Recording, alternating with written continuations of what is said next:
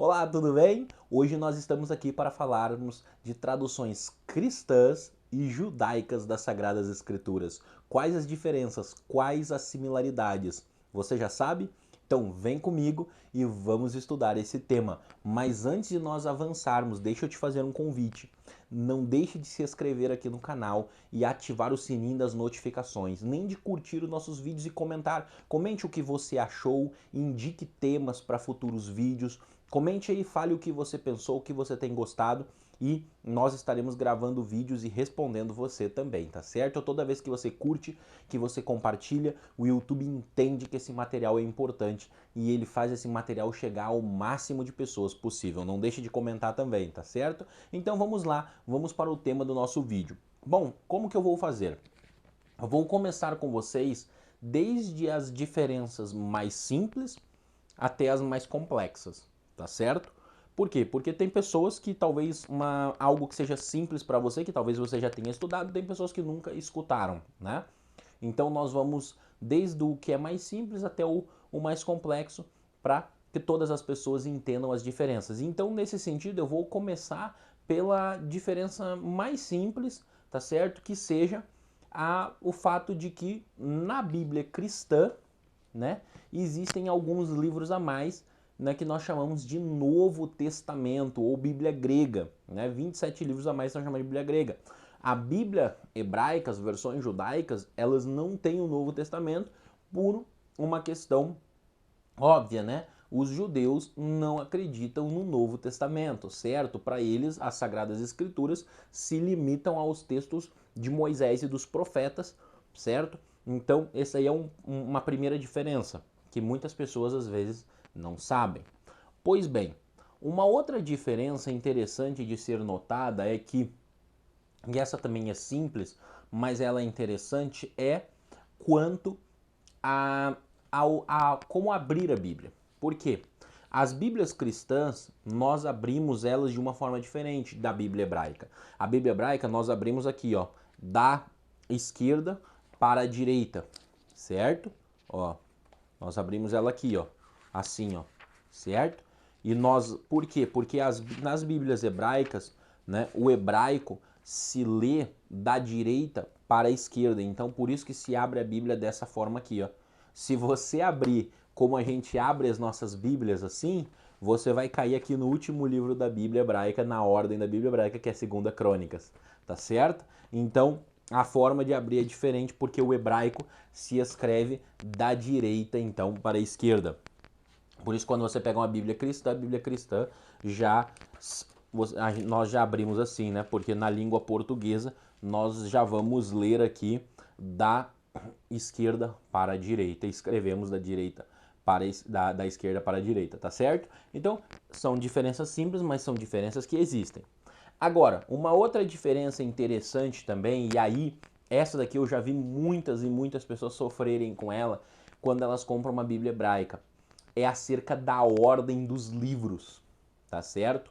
A Bíblia hebraica ela é dividida em três partes, que nós chamamos de Torá, a primeira parte, Neviim, a segunda parte, e Ketuvim, a terceira parte. Então, Torá, aqui basicamente os 5 livros de Moisés, tá? Gênesis, Êxodo, Números, né? Desculpe, Levítico, Números e Deuteronômio, ok? E nós temos ali agora o livro Os Profetas. Então nós vamos ter Josué, nós vamos ter livros como de Shofetim, Juízes e assim por diante, tá certo? Então quando você pega uma Bíblia hebraica, a ordem dela é diferente da nossa, tá certo? Dos livros. Isso daqui inclusive gera um acrônimo que nós usamos que é Tanar, tá? Tanar, que é um acrônimo de Torá, Neviim e Ketuvim. Por exemplo, então quando você pega aqui a Bíblia hebraica, você vai ver aqui então que você vai ter uma outra questão interessante que são os nomes, é diferente dos nomes nas Bíblias cristãs. Os nomes nas Bíblias cristãs, dos livros, eles têm influência da Septuaginta, eles são feitos por causa da Septuaginta e por causa da Vulgata. Então, por exemplo, que essas duas versões que eu tenho aqui, esses dois textos que eu tenho aqui, a Septuaginta é uma Bíblia que ela foi produzida a partir de 300 anos antes de Cristo, por um grupo de alguns judeus em Alexandria que traduzem esse texto, certo? Traduzem o texto hebraico para o grego, e a Vulgata, que é um texto também muito importante dentro da história cristã, que é um texto aí datado por volta do quarto século depois de Cristo, um trabalho aí que a gente pode falar mais adiante. Só que os nomes, quando você pega os nomes, por exemplo, Gênesis e tudo mais, Gênesis tem esse nome por influência desses textos aqui, nas traduções cristãs. Quando você vai para o hebraico, é diferente. Na Bíblia hebraica, os nomes dos livros, eles estão relacionados com as primeiras palavras de um capítulo, de um versículo, certo? Então, por exemplo, assim, se vocês lembrarem no último vídeo que eu falei sobre as traduções judaicas, e eu falei que, né, da divisão delas em parashiot, né, das porções, se tu pegar, por exemplo, a primeira porção, que é a porção Bereshit, a primeira parashá, você vai ter o nome da parashá Bereshit, porque é a palavra do primeiro capítulo. Se você pegar a terceira paraxá, que é a paraxá de Lehá, né, que é a paraxá de Abraão, da história de Abraão, porque pega o início ali dos primeiros versos do capítulo 12 de Gênesis, Lehá, né, vai por ti mesmo. Então, na Bíblia hebraica, os nomes dos livros também estão relacionados com as primeiras palavras. Então, Gênesis, né, é Bereshit, porque você tem Bereshit, Bara Elohim, então Bereshit, Bereshit, ok? Agora você vai, por exemplo, para Êxodo, nós vamos ter El Shemot, esses são os nomes. Quando nós vamos para Levítico, nós vamos ter Vaikra, ou Vaikra El Moshe, chamou Deus a Moisés, que são as primeiras palavras que aparecem no livro ali de Levítico. Então, Vaikra é o nome do livro. Quando você pensa em números, já é diferente, olha a diferença. Bamidbar, que significa no deserto, que é uma das primeiras palavras ali do versículo. E Deuteronômio, Devarim, ok? Então você tem esses nomes aí, ok? Agora, o nome já dos outros livros, eles estão relacionados aí, então, com os nomes hebraicos. Então, quando você tem Josué, você vai ter Yehoshua. Você vai ter Juízes, nós temos Shofetim, Samuel, né, Shemuel, Reis, Melahim, Isaías, Ishayahu, Jeremias, Yeremiahu, Ezequiel e Ezequiel e assim por diante. Então, você vai ter Joel, você vai ter Ioel. Quando você pensa, a gente pensar na seção dos escritos, por exemplo, para dar alguns exemplos dos escritos aqui, Salmos, Terrilim, né? Eclesiastes, Kohelet, você tem Provérbios, você tem Machal, você tem o Cântico dos Cânticos, né? Shir Hashirim, né? E assim por diante. Então, você vai ter Daniel também entre os escritos, tá? E você vai ter crônicas. Então, os nomes, eles, não só a ordem é diferente, como os nomes é diferente. E é interessante isso, porque quando uma pessoa cristã, ela pega para começar a estudar a Bíblia ali numa perspectiva hebraica, ela já se atrapalha um pouco, ela sofre um pouco com isso, visto que é um pouco diferente, né? E aí acaba trazendo um certo desconforto. Por quê? A própria ordem dos livros é diferente. Na Bíblia hebraica, tu começa com Gênesis e termina com 2 Crônicas, certo? Você pegar essa Bíblia, você termina com 2 Crônicas. A organização é diferente, porque geralmente tu pega numa Bíblia cristã, como é que é a organização que nós estamos acostumados na Bíblia cristã? Um Pentateuco, nós temos os chamados profetas anteriores, né? Que são ali Josué, nós vamos ter o livro de Juízes, nós vamos ter, né, os livros dos reis, as narrativas, até ali a Isaías, Jeremias e tal. E nós vamos ter o chamado também os profetas menores, né, que já são lá mais para o final do cânon hebraico, terminando com Malaquias. Então nós estamos acostumados com essa organização, né? Outros usam, né, os profetas anteriores e os profetas posteriores, tá certo? Agora, quando nós pensamos na versão hebraica, ela é diferente. Isso é legal, porque quando você pensa, por exemplo, Mateus, que Bíblia Mateus tinha acesso? Mateus tinha acesso à Bíblia hebraica.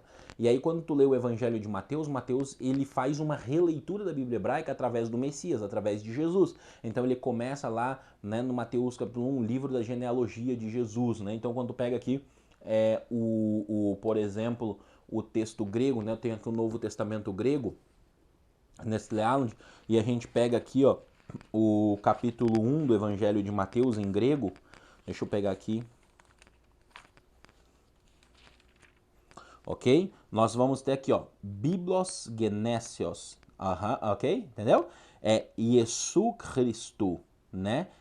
Ruiu David, Ruiu Abraão, né? Então, nós temos aqui livro da genealogia de Jesus, filho de Davi, filho de Abraão, já ecoando ao Gênesis, essa ideia das genealogias lá do Gênesis, né? Da expressão Toledó, do livro de Gênesis, que é traduzido por Gênesis na Septuaginta.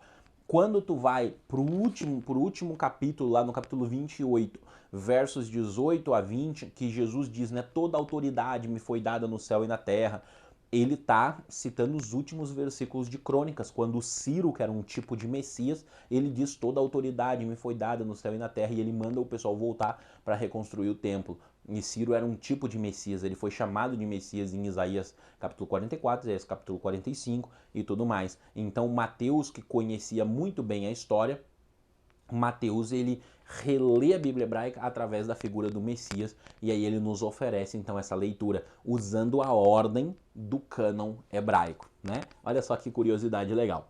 Então agora vamos avançar para a questão das nomenclaturas. A questão das nomenclaturas também não é tão óbvio. Dentro do mundo cristão nós estamos acostumados com as expressões populares Antigo e Novo Testamento. Porém no meio judaico e no meio acadêmico, e mesmo entre os cristãos estudiosos, essa nomenclatura Antigo e Novo Testamento ela tem sido deixada de lado. Por quê? Essa nomenclatura Antigo e Novo Testamento ela tem uma conotação de que o novo é superior ao antigo, né? Da mesma forma, velho e novo. Então, que o velho estaria ultrapassado e o antigo ele está melhor e tudo mais, né? E você escuta isso facilmente em muitas comunidades cristãs atual, muitas comunidades cristãs inclusive nem usam o Antigo Testamento, usam só o Novo, exatamente porque dentro da história cristã por séculos foi se desenvolvendo essa mentalidade um tanto quanto antissemita, né? E o Antigo Testamento foi sendo deixado de lado e se focando no Novo Testamento e muito por ideias teológicas, né, de que o Novo Testamento teria uma primazia sobre o antigo. Isso daí vem desde a época dos primeiros séculos da igreja cristã com Marcião e vem passando por todos os tempos. Inclusive, se você quiser entender um pouco mais sobre isso daí, dê uma olhada num vídeo que tem aqui no canal chamado Marcionismo Moderno. Eu até vou deixar o link na descrição desse vídeo. Tá? Vou deixar o link na descrição desse vídeo para você estudar. Então, o que acontece? Na academia e no meio judaico e no meio cristão tem se adotado algumas expressões. Bíblia hebraica tem sido uma das mais comuns que nós temos usado. Bíblia hebraica, porque a Bíblia em hebraico, a Bíblia judaica, certo? Então Bíblia hebraica é uma das mais comuns, assim como a Bíblia, o Novo Testamento tem sido chamado de Bíblia grega. Eu gosto dessas nomenclaturas, tá? Bíblia hebraica e Bíblia grega. Mas também tem aqueles que usam hoje Primeiro Testamento e Segundo Testamento, também é academicamente bastante usado, Primeiro Testamento e Segundo Testamento. Uma outra nomenclatura que é usada, que já é mais dentro num ambiente intrajudaico, mas também é usada na academia, que é o Tanar. Tanar. Tanar que vem exatamente desse acrônimo, né? Torá, Neviim e Ketuvim. Usado mais no meio acadêmico judaico, Tanar. No meio geral se usa ou Primeiro Testamento, ou Primeira Aliança, ou a Bíblia Hebraica. Tá certo? Em inglês, Hebrew Bible. Você vai encontrar muito essa expressão aparecendo nos textos e nos artigos de livros e tudo mais acadêmicos em inglês. Ok?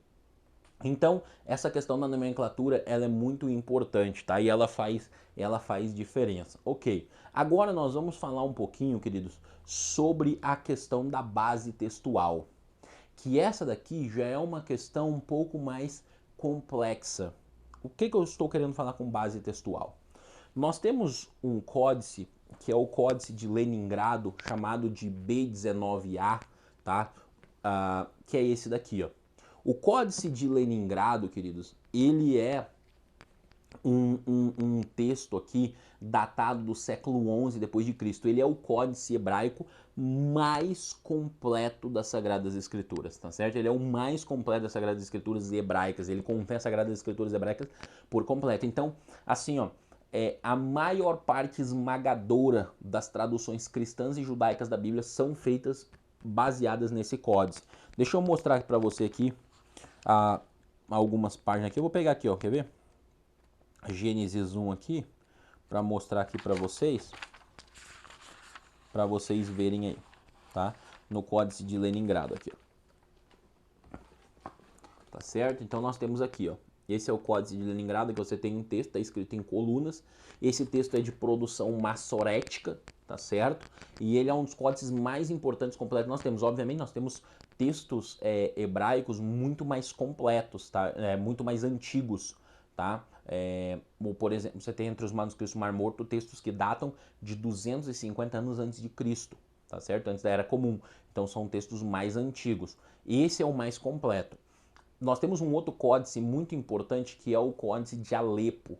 Só que a Torá dele está incompleta, o Pentateuco está incompleto, porque quando a sinagoga de Alepo foi incendiada, queimou-se parte do texto e se perdeu. Hoje nós temos algumas traduções acadêmicas, como inclusive trabalho de crítica textual, como é o trabalho, por exemplo, da Bíblia Quinta. Eu vou pegar um facsímile da Bíblia Quinta aqui, que é esse daqui que é sobre a Megilot, certo? São os 5 rolos aqui, Ruth, Cantares, Eclesiastes, Lamentações e Esther, que ele é baseado no Códice de Alepo, tá? Hoje tem algumas traduções também que são feitas baseadas no Códice de Alepo. E aí, geralmente, quando chega na parte da Torá, eles usam o texto do Códice de Leningrado. Por que eu estou falando sobre essa questão de base textual? Porque o que acontece? Uma das coisas que eu gosto muito da tradução da NVI é porque a tradução NVI ela faz algo que eu julgo muito honesto, que é o seguinte. Em muitas traduções cristãs, quando às vezes há uma dificuldade em traduzir uma expressão, há uma ambiguidade, há uma dificuldade, eles optam por recorrer à Septuaginta. Ou às vezes eles escolhem o texto da Septuaginta para certos versículos, certas frases, certas ideias, e eles vertem da Septuaginta.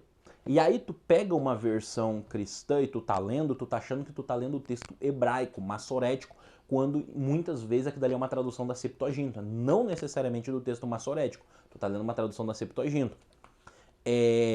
Há algo errado nisso? Não necessariamente. Porém, você não pode passar a sensação para o leitor, por exemplo, como a corrigida fiel faz. Eu costumo até brincar, né? A corrigida infiel, eu costumo brincar. Porque tu vai pegar a introdução da corrigida fiel e lá, fiel aos originais. Só que a corrigida fiel, em vários textos, ela opta pelo texto da Septuaginta. E aí, então, você não está sendo fiel. Porque se você está dizendo que você está fazendo uma tradução do texto massorético, é do texto massorético, certo? Diferente, por exemplo, da NVI. A NVI coloca nas notas de rodapé, aonde se optou por outras testemunhas textuais. E aí você tem outros, por exemplo, como o Pentateuco Samaritano que eu tenho aqui, como os manuscritos de Qumran que eu tenho aqui, tá certo?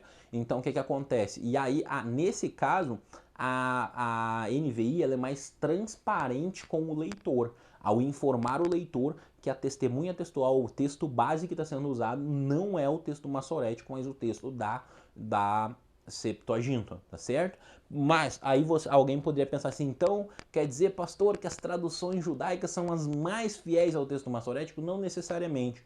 Por um motivo que eu falei para vocês no vídeo anterior, quando eu falei sobre as traduções judaicas. O que acontece com as versões judaicas da Bíblia? Muitas vezes eles optam em utilizar a tradição rabínica na hora de traduzir o texto. Então não se traduz o texto literalmente. Não estou dizendo que isso é o tempo inteiro, mas em versos, muitas vezes se faz essas opções. E aí, então, da mesma forma, você não está lendo o texto hebraico literalmente e você está lendo vamos dizer assim, uma interpretação rabínica daquele texto hebraico, tá certo? Então, se você quiser, gente, uma tradução literal mesmo, uma tradução fiel ao original, palavra por palavra, você vai ter que ir pro interlinear, não tem jeito. Não existe essa história de tradução mais fiel. Tá? Geralmente as que dizem, eu vou até brincar com uma coisa aqui, mas também isso aqui é muito sério, tá? Geralmente aquelas que o pessoal diz que são mais fiel, aquelas que o pessoal julga por mais fiel, são as menos fiéis, tá? São as menos fiéis ao texto original. Então, para deixar vocês pensando aí, tá bom? Então, olha só. Quando nós pensamos em base textual, então algumas vezes a tradução cristã opta pela Septuaginta, mas a base geral é essa daqui. Por isso nós costumamos falar que a tradução dessas Bíblias judaicas, elas são traduções diplomáticas, são textos diplomáticos. O que são textos diplomáticos? É um texto baseado em um único manuscrito, tá? Em linhas gerais, o manuscrito base é o Códice de Leningrado, diferente da Bíblia grega. A Bíblia grega, nós temos 3 tipos de texto, aí já é diferente do texto hebraico, tá? Porque nós temos, por exemplo, o texto eclético, eu sou eclético, a minha perspectiva de crítica textual, de reconstrução textual do Novo Testamento é eclética, tá certo? Mas nós temos o majoritário e nós temos o pessoal do texto recebido. O pessoal do texto recebido já busca seguir alguns manuscritos. O pessoal do texto majoritário segue outros e nós do texto eclético buscamos manuscritos mais antigos, os melhores manuscritos antigos e fizemos um trabalho de crítica textual um pouco mais complexo. Tá? Porque o texto recebido, por exemplo, tu pega 5 textos ali, 5 textos base e faz uma tradução baseada naquilo. Então hoje nós temos algumas traduções feitas a partir do texto recebido e outras que são feitas a partir do texto eclético. Tá? Então o Novo Testamento ele tem uma base textual um pouco mais variada, dependendo da tradução. Isso é importante de você observar. Não sei se vocês já perceberam que algumas traduções elas trazem algumas histórias em colchetes, algumas palavras em colchetes e tal, é porque há ambiguidade na crítica textual sobre a real existência daquele texto, se aquele texto de fato existiu. E aí se coloca entre colchetes. Tá certo? Então a base textual do Novo Testamento ela é um pouquinho diferente do Novo Testamento, do Antigo Testamento. O Antigo Testamento é um texto diplomático, enquanto no Novo Testamento você tem pelo menos 3 opções de base textual para uma tradução. Agora, a maior parte dos acadêmicos, tá? Os acadêmicos mais sérios, eles são ecléticos, tá? Os melhores acadêmicos, eles são ecléticos e eles vão optar aqui no caso eu estou com o Nestlé Island, né, na minha mão, e eles vão optar pelo texto eclético.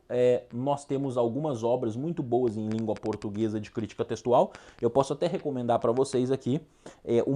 Duas das melhores de crítica textual aqui que eu vou recomendar para vocês do Novo Testamento, quem quiser estudar sobre isso, Origem e Transmissão do Texto do Novo Testamento, de Wilson Paroski, tá bom? Uma obra eclética. Eu recomendaria ler essa obra aqui depois dessa. Tá? Essa daqui de Kurt Aland, o texto do Novo Testamento, porque esse texto do Kurt Aland e Barbara Aland ele é um pouco mais introdutório, esse daqui já é um texto mais denso. Mas nós também temos outros aqui, ó, como por exemplo, esse daqui, que é uma obra muito boa também, aqui, ó, que é Manuscritos, uma introdução ao Novo Testamento e a crítica textual, de Philip Comfort. Tá? Muito boa essa obra. Então eu tenho aqui algumas obras de crítica textual do Novo Testamento e transmissão do texto. Mas essas aí eu indicaria para você iniciar os seus estudos. Também tem uma outra que eu indico, que eu deixei aqui em cima, que é essa daqui. Talvez se fosse a porta de entrada, que eu diria assim, para a pessoa começar a estudar, seria essa daqui, ó. O cânon do Novo Testamento, né? Como os livros da Bíblia vieram a ser conhecidos como Sagradas Escrituras, de F.F. Bruce. Tem um livro do F.F. Bruce, tem um outro livro muito bom de introdução à Bíblia, que é a Introdução Geral à Bíblia, de Norman Geisler e William Nix. Muito bom. Eu não vou mostrar o que eu tenho aqui para vocês, porque o que eu tenho aqui é uma versão um pouco mais antiga. Agora tem uma versão que eles fizeram uma edição que ela tá até mais grossa, até melhor. Essa eu ainda não tenho, tá? Tem essa daqui também do Dr. Rodrigo Silva, a Bíblia de Alfa a Ômega, né, para você aprender como a Bíblia chegou até nós, ok? E tem um aqui, ó, deixe-me pegar aqui, aqui eu mostrei o cânon das escrituras do F.F. Bruce, eu tenho um outro do F.F. Bruce, que tá aqui, ó, Merece Confiança, o Novo Testamento, muito boa essa obra também, tá? Sobre a confiabilidade dos documentos do Novo Testamento, tá? Aqui tem o outro aqui, ó. Eu tenho muitas obras, é um tema que eu gosto muito, eu tenho, assim, deve ter mais de umas 20 obras aqui sobre texto, transmissão da Bíblia, tá bom? Tem essa aqui, o Novo Testamento, Sua Origem e História, de Mary Tawney, ok? Muito boa também da editora Shedd. Ok? Então, queridos, aqui tá algumas obras para quem quiser estudar um pouco mais sobre isso, mas eu recomendaria, se você quiser uma visão geral sobre a transmissão da Bíblia, começar por F.F. Bruce, o Cânon das Escrituras, avançar para a introdução geral à Bíblia de William Nix e Norman Geisler, e depois aí você vai para essas obras de mais específicas. Uma obra que eu não recomendo para quem está iniciando agora, por exemplo, aí já são obras como do Emanuel Tove, Edson de Faria Francisco, obras da Septuaginta mais específicas que eu tenho aqui, porque aí já é para quem está num nível já mais, vamos dizer assim, avançado. Você começar a estudar crítica textual lendo Emanuel Tove, você vai